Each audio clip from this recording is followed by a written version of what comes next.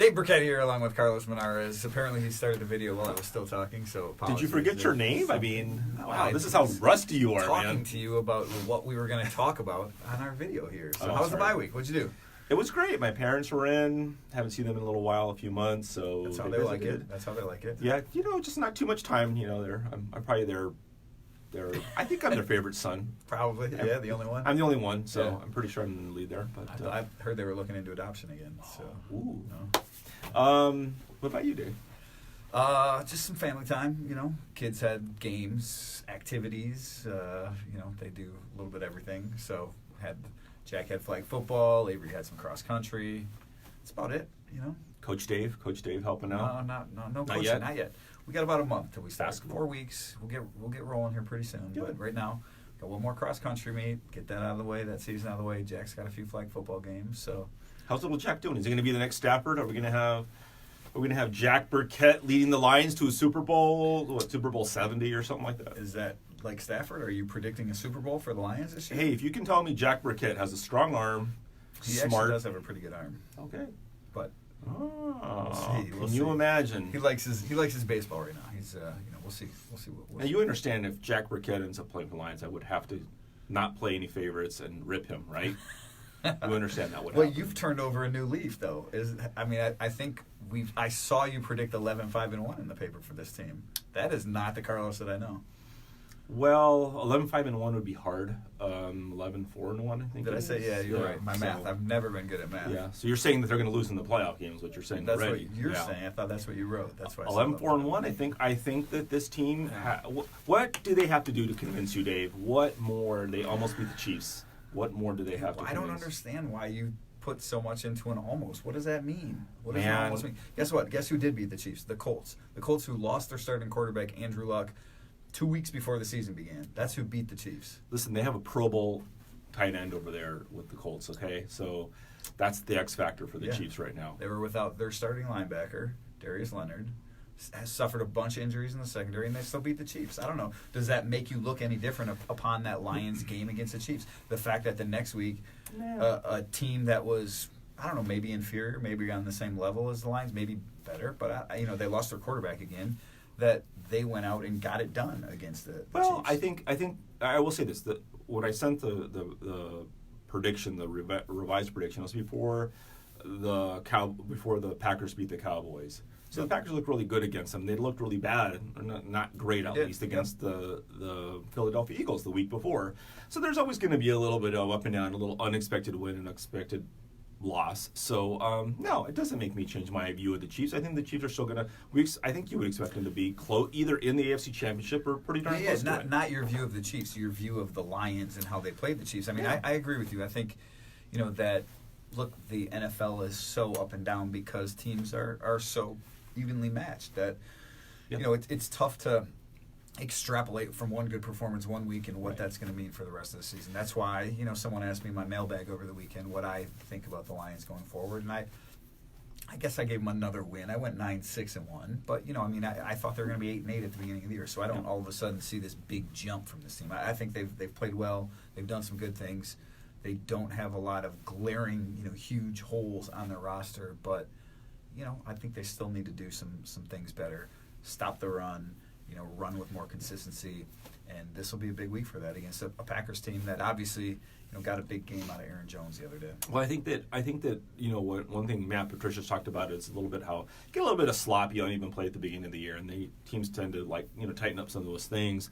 And I think that's what we've seen from the Lions. It's kind of convinced me is that arrow's been trending up where they've played better, going forward. And I think with the Chiefs team, whenever you see kind of a surprising result in the NFL, I mean, at least I do, if I don't see the game, I go to the hometown papers and I look like, well, what happened to this game? Was it a fluke? Was it weird? What happened?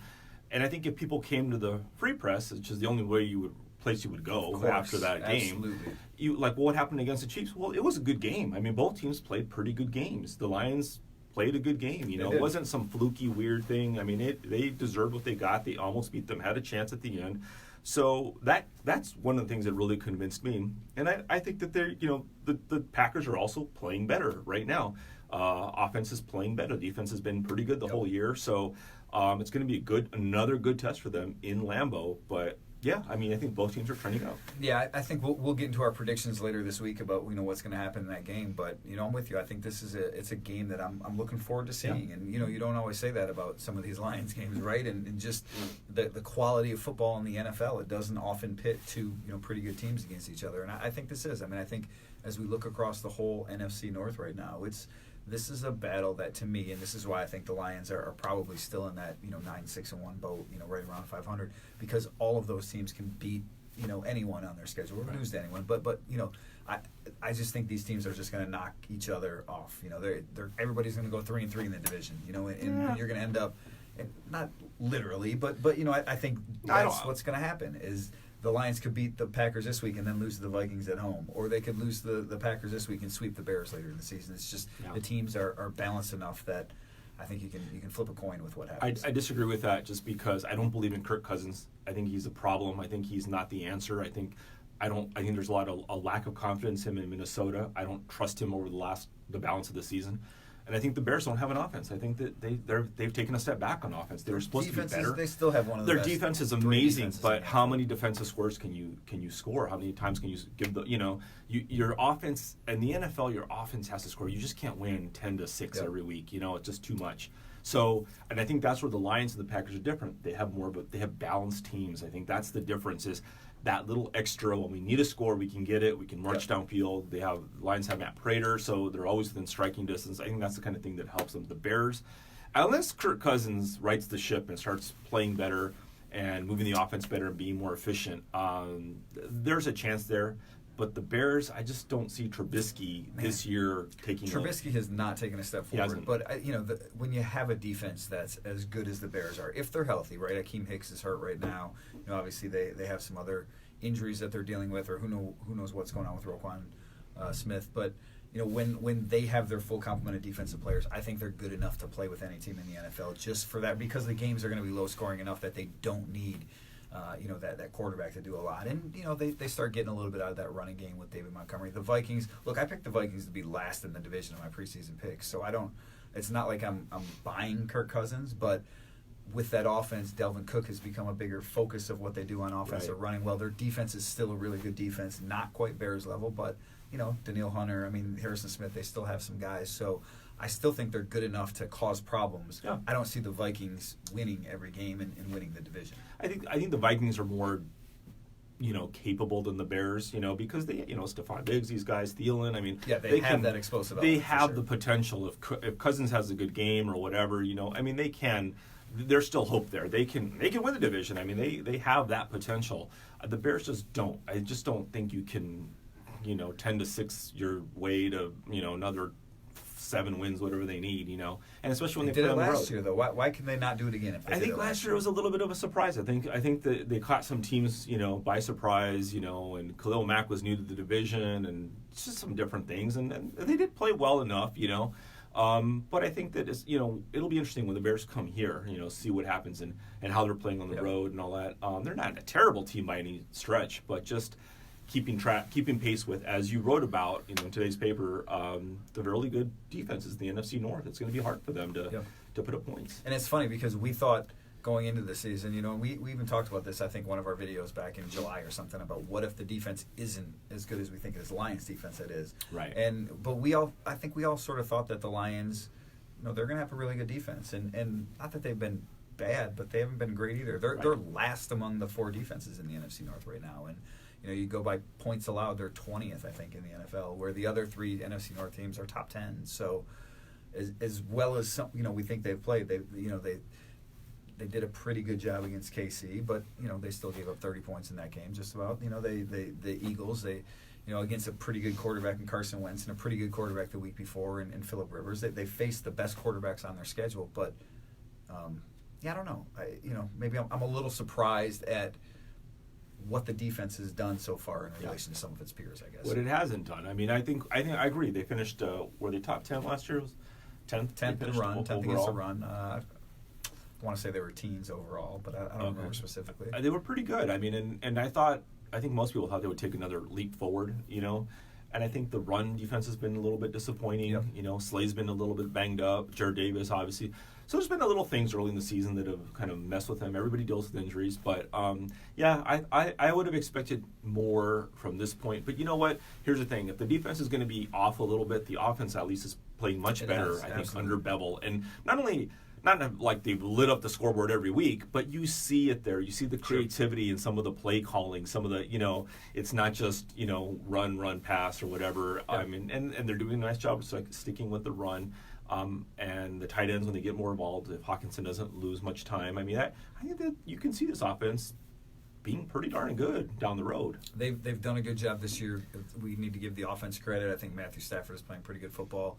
Obviously, Darrell Bevel seems to be calling a pretty good game so far. That's showing. You mentioned T.J. Hawkinson. Just a quick injury update. Returned to practice Wednesday. I know Matt Patricia said he wasn't, out of concussion protocol, but he had pads on. He did everything during the individual portion, so that bodes well potentially for his return this week. Quandre Diggs didn't do as much in the secondary. Darius Slay was back. Still no Mike Daniels, so they still have a few little injury issues that they're sorting through here late in the week. Let's end it with this, I guess. Again, we'll get into our predictions for Lions Packers later this week, but just as you sort of look ahead to that game, what's the biggest key to you? We talk about Aaron Rodgers. We talk about the run game, obviously, because they got such big production out of that last week. The defense, obviously, they've been playing really good defense. If you had to pick one thing that you want to see the Lions do Monday night that will lead them to victory, what do you want to see out of this team? That's tough. I would say there's a few different things, but if I had to pick one, I think the Lions need to have run success against that defense. They obviously they didn't beat the Chiefs with it, but getting Kerryon Johnson going, keeping the chains moving with the run, keeping the pressure off Stafford a little bit more with that resurgent defense from the Packers. I think that's the key. That buys you time. That keeps you in the game.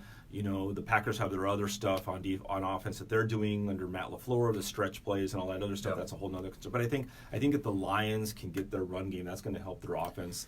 And then keeping Rodgers under wraps, is just because they ran so well against the Chiefs. Kerryon obviously had such a good day. I think that was a big part of why they were so successul. Yes, it kept them in the game, gave them a chance. The other thing would be turnovers. I know, the conference calls. I think Darrell Bevel certainly talked about it. I believe Matt Patricia talked about it yesterday a little bit too. Just the Packers are one of the best in the NFL at takeaways right now. I believe they're +6. On the season, they force turnovers, they score points off them, and then they don't turn the ball over much. Rodgers, he rarely throws interceptions, so you can't count on getting any turnovers from your defense. So offensively, the Lions have to take care of the football. It's a must this week. I know it's something that's sort of trite when it comes to football. Something you always talk about, but I think really with when you're playing a team, an Aaron Rodgers-led team, you just can't afford to give him extra possessions. Right. You can't afford to. Because you're probably not going to get many extra possessions on your end. So just a couple things to watch. And again, we got, Lions have 3 more practices still this week since it's a Monday night game. They practice Thursday, Friday, and Saturday. And we will be out here all week to bring you coverage of that. Looking forward to that game on Monday. Should be a good one. We'll get back to talking about our bye week, trading some bye week stories off air. For Carlos Menares, I'm Dave Burkett, Preep.com.